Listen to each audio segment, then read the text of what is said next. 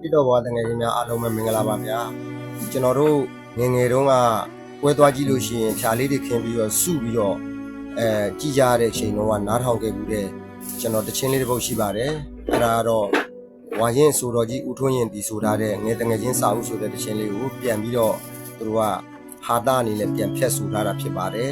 အဲ့ဒါကိုကျွန်တော်တို့ဝါရင်ဆိုတော်ဦးထွန်းရင်ကိုမလေးစားပဲဆိုတာမဟုတ်ပါဘူးဟိုတော့ကလူရှင်တော်ကြီးများဆိုခဲ့တဲ့ဟာလေးကိုအခုခေတ်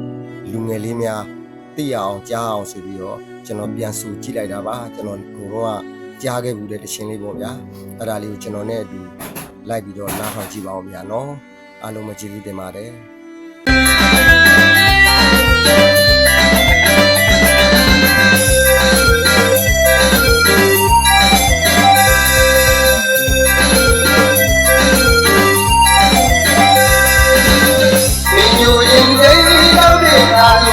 笑着，也不理你的老母亲啊，别表一多呀。对你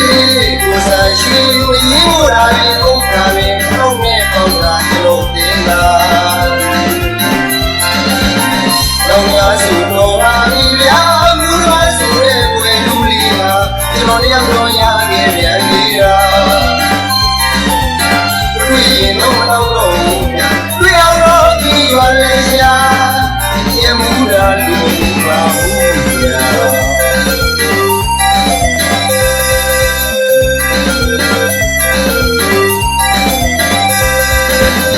没有人类老人啊，原有想啊，也不理你的老母亲啊，飞鸟一朵呀。